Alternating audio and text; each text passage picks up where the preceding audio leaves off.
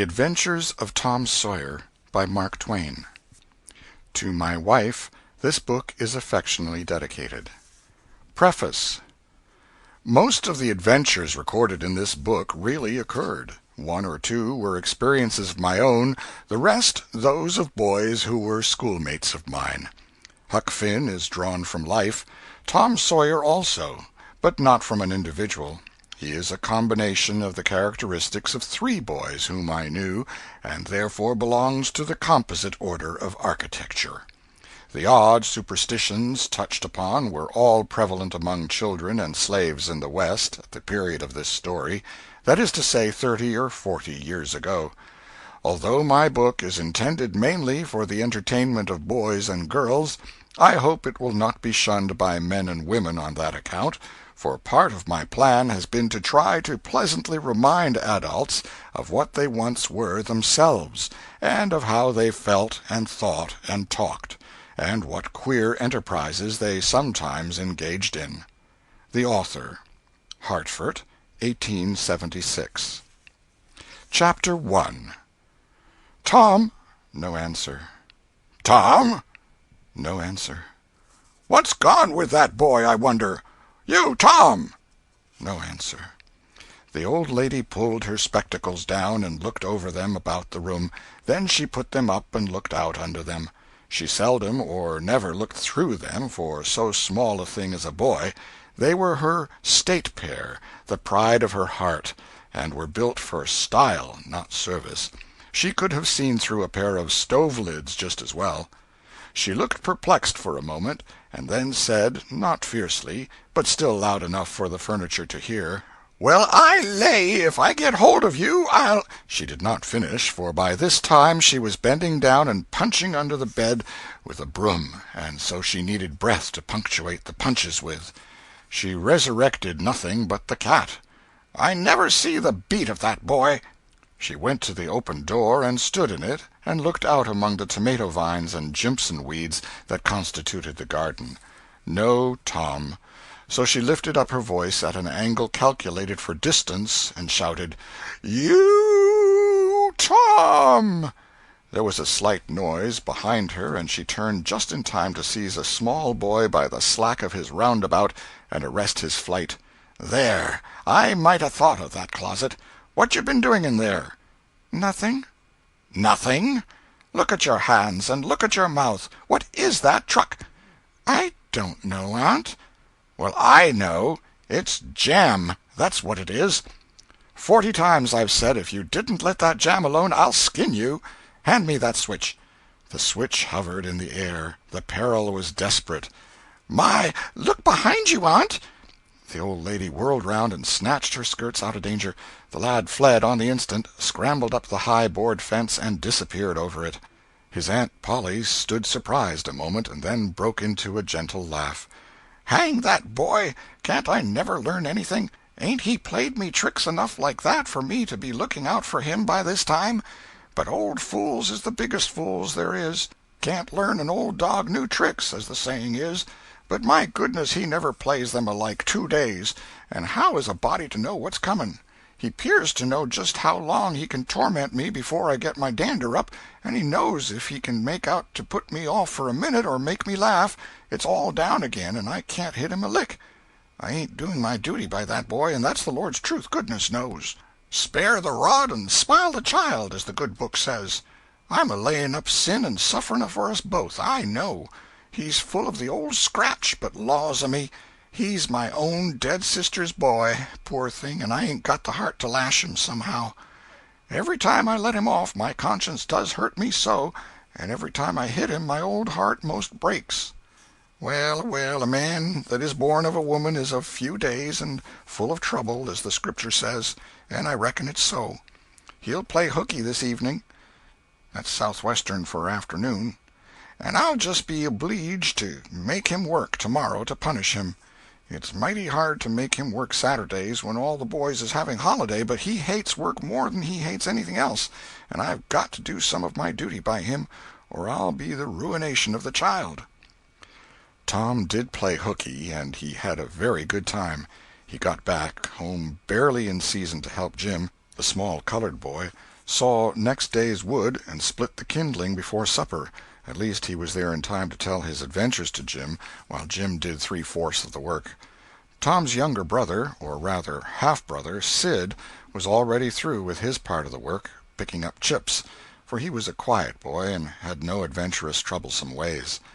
While Tom was eating his supper and stealing sugar as opportunity offered, Aunt Polly asked him questions that were full of guile and very deep, for she wanted to trap him into damaging revealments. Like many other simple-hearted souls, it was her pet vanity to believe she was endowed with a talent for dark and mysterious diplomacy, and she loved to contemplate her most transparent devices as marvels of low cunning. Said she, "Tom, it was middling warm in school, wasn't it?" "Yes'm." "Powerful warm, wasn't it?" "Yes'm." "Didn't you want to go in a-swimming, Tom?" A bit of a scare shot through Tom, a touch of uncomfortable suspicion.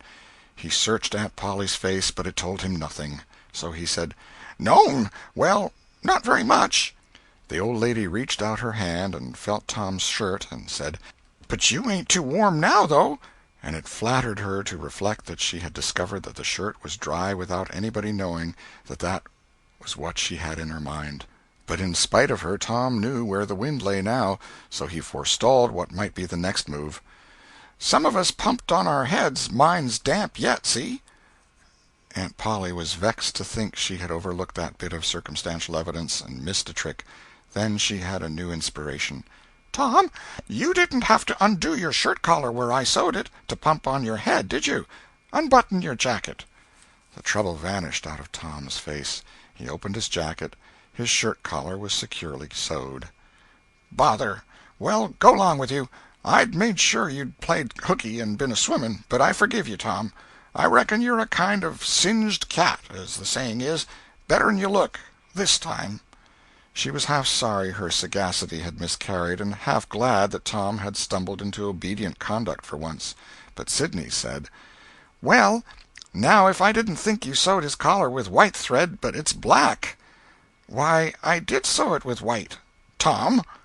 But Tom did not wait for the rest. As he went out the door, he said, "Siddy, I'll lick you for that."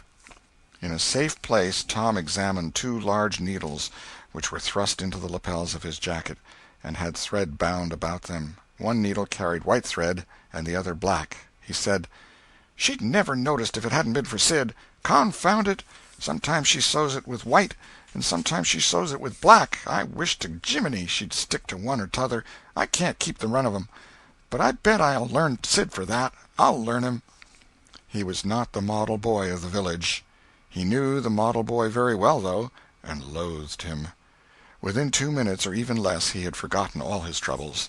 Not because his troubles were one whit less heavy and bitter to him than a man's are to a man, but because a new and powerful interest bore them down and drove them out of his mind for the time, just as men's misfortunes are forgotten in the excitement of new enterprises. This new interest was a valued novelty in whistling, which he had just acquired from a negro, and he was suffering to practice it undisturbed. It consisted in a peculiar bird-like turn, a sort of liquid warble, produced by touching the tongue to the roof of the mouth at short intervals in the midst of the music. The reader probably remembers how to do it, if he has ever been a boy. Diligence and attention soon gave him the knack of it, and he strode down the street with his mouth full of harmony and his soul full of gratitude. He felt much as an astronomer feels who has discovered a new planet. No doubt, as far as strong, deep, unalloyed pleasure is concerned, the advantage was with the boy, not the astronomer. The summer evenings were long. It was not dark yet. Presently Tom checked his whistle. A stranger was before him, a boy a shade larger than himself. A newcomer of any age or either sex was an impressive curiosity in the poor little shabby village of St. Petersburg.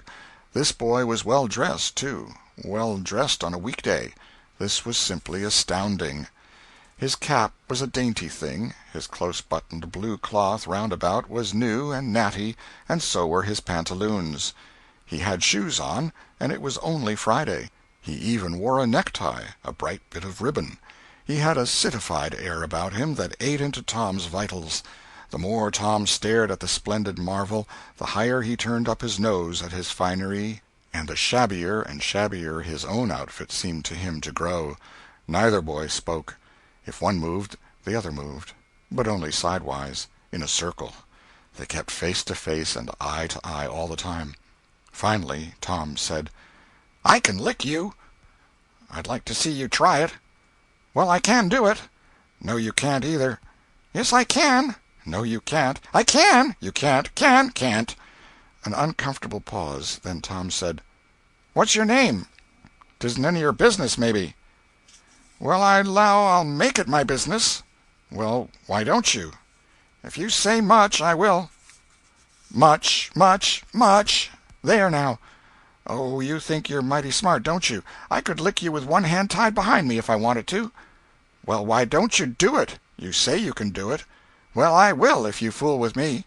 "Oh, yes, I've seen whole families in the same fix." "Smarty, you think you're some, now, don't you? Oh, what a hat!" "You can lump that hat if you don't like it. I dare you to knock it off, and anybody that'll take a dare will suck eggs." "You're a liar." "You're another." "You're a fighting liar and doesn't take it up." "Ah, take a walk."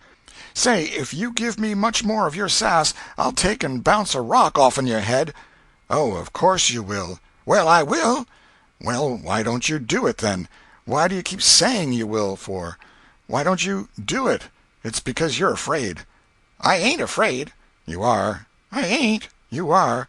Another pause, and more eyeing and sidling around each other. Presently they were shoulder to shoulder. Tom said, "Get away from me." "Go away yourself." "I won't." "Well, I won't either." So they stood, each with a foot placed at an angle as a brace, and both shoving with might and main and glowering at each other with hate. But neither could get an advantage. After struggling till both were hot and flushed, each relaxed his strain with watchful caution, and Tom said, "You're a coward and a pup. I'll tell my big brother on you, and he can thrash you with his little finger, and I'll make him do it, too." "What do I care for your big brother? I've got a brother that's bigger than he is, and what's more, he can throw him over that fence, too." Both brothers were imaginary. "That's a lie." "Your saying so doesn't make it so." Tom drew a line in the dust with his big toe and said, "I dare you to step over that, and I'll lick you till you can't stand up. Anybody that'll take a dare will steal sheep." The new boy stepped over promptly and said, "Now you said you'd do it. Now let's see you do it." "Don't you crowd me, now. You better look out."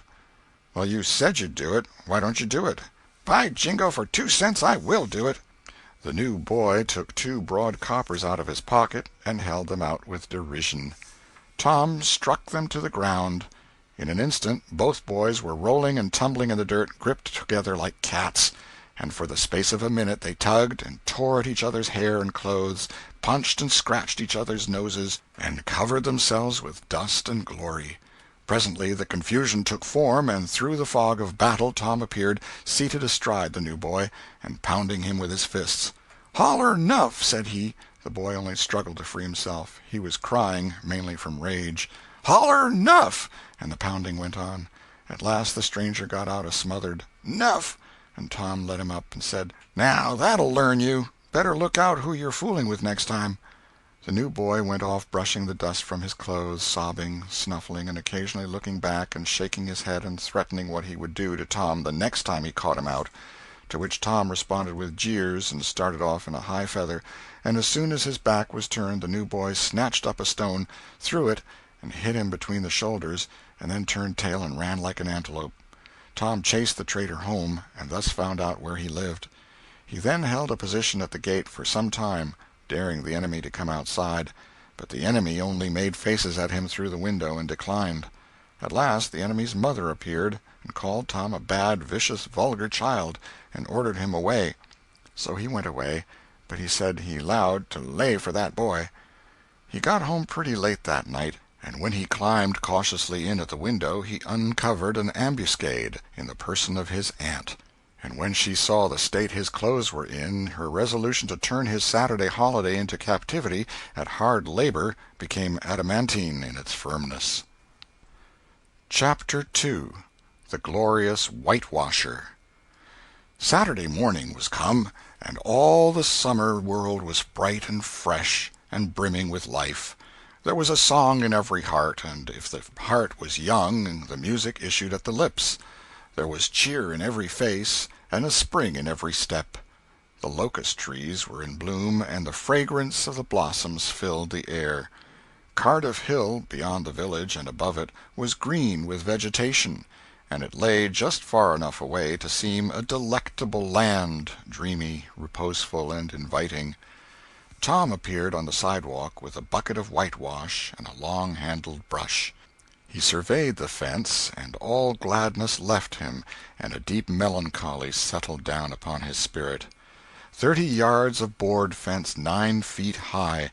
Life to him seemed hollow, and existence but a burden. Sighing, he dipped his brush and passed it along the topmost plank, repeated the operation, did it again, compared the insignificant whitewashed streak with the far-reaching continent of unwhitewashed fence, and sat down on a tree-box discouraged. Jim came skipping out at the gate with a tin pail and singing "Buffalo Gals." Bringing water from the town pump had always been hateful work in Tom's eyes, before, but now it did not strike him so. He remembered that there was company at the pump. White, mulatto, and negro boys and girls were always there waiting their turns, resting, trading playthings, quarreling, fighting, skylarking. And he remembered that although the pump was only 150 yards off, Jim never got back with a bucket of water under an hour, and even then somebody generally had to go after him. Tom said, "Say, Jim, I'll fetch the water if you'll whitewash some." Jim shook his head and said, "Can't, Mars Tom. Old missus, she told me I got to go and git dis water and stop foolin' around with anybody. She say she spec Mars Tom gwine to ax me to whitewash, and so she told me to go 'long and tend to my own business. She 'lowed she'd tend to de whitewashin'." "Oh, never mind what she said, Jim. That's the way she always talks. Gimme the bucket. I won't be gone only a minute. She won't ever know." "Oh, I dasn't, Mars Tom. Ole missus she'd take and tar de head off'n me. 'Deed she would." She never licks anybody. Whacks 'em over the head with her thimble, and who cares for that, I'd like to know. She talks awful, but talk don't hurt. Anyways, it don't if she don't cry. Jim, I'll give you a marvel. I'll give you a white alley." Jim began to waver. "White alley, Jim, and it's a bully taw."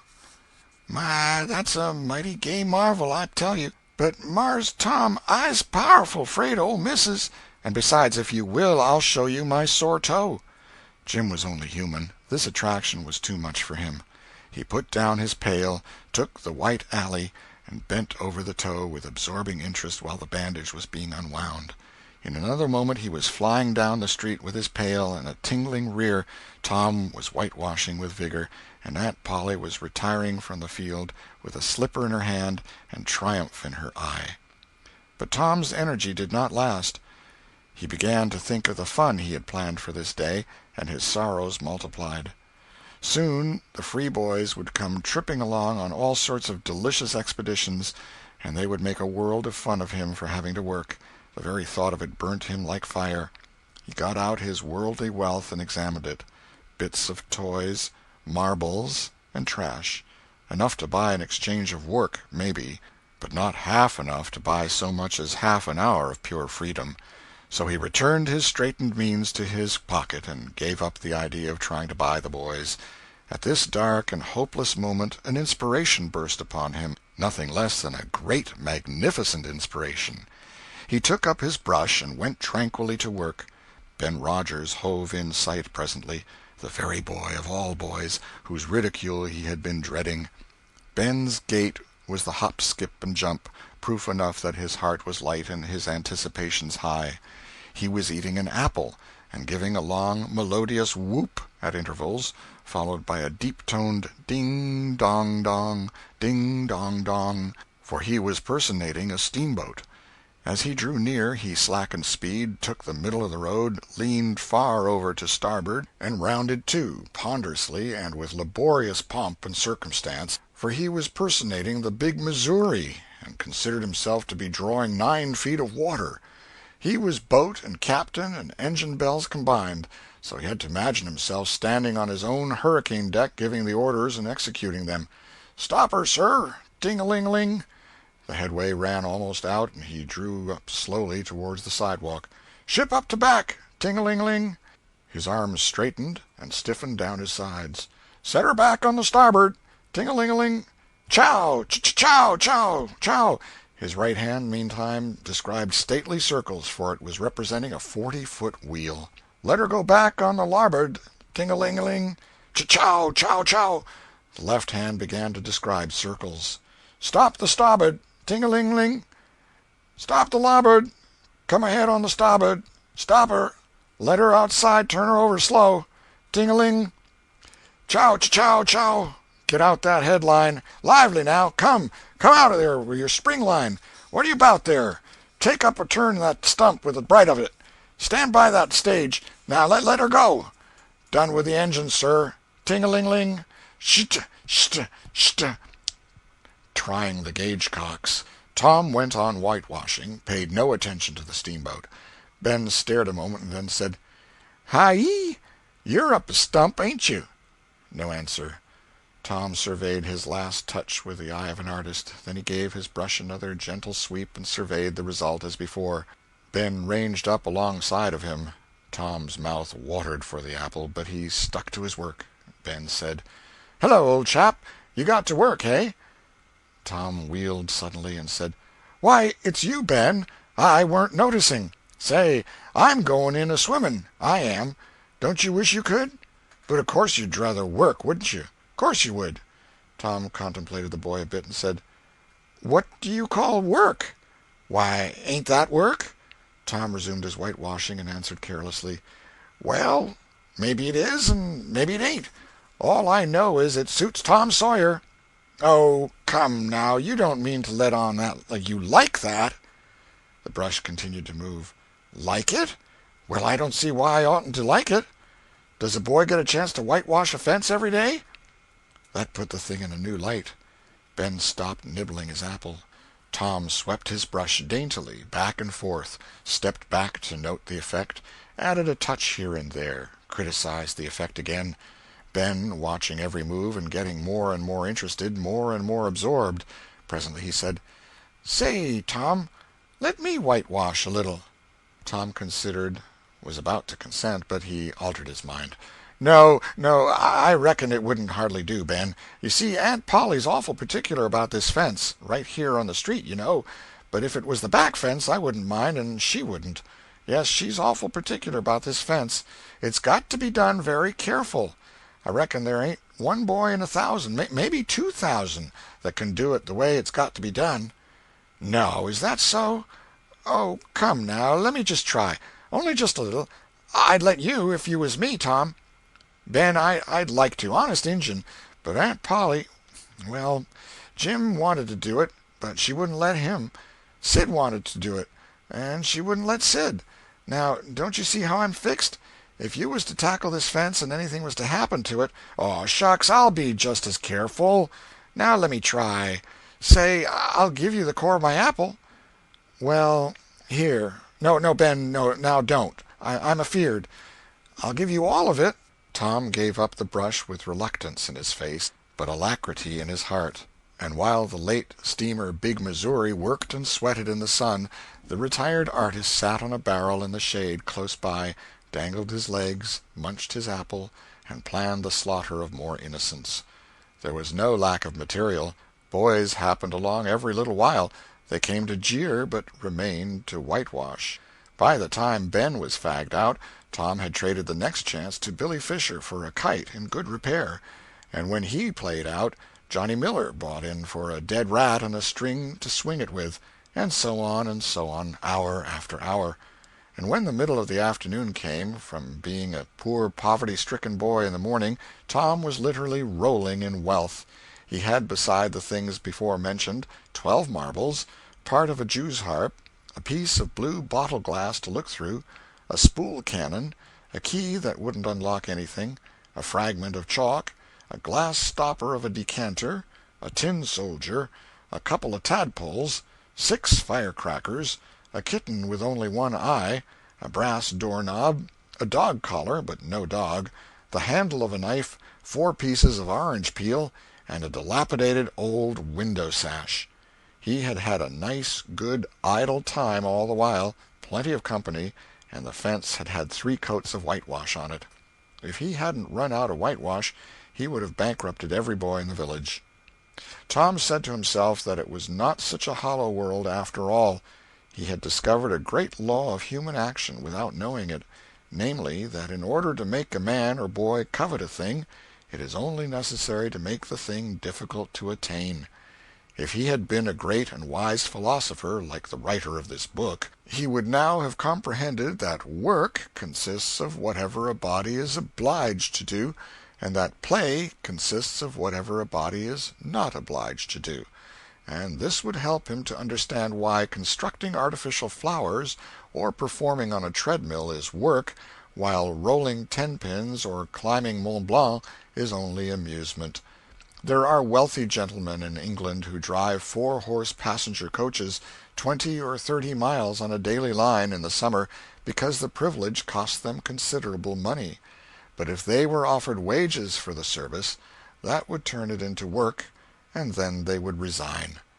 The boy mused a while over the substantial change which had taken place in his worldly circumstances, and then wended toward headquarters to report.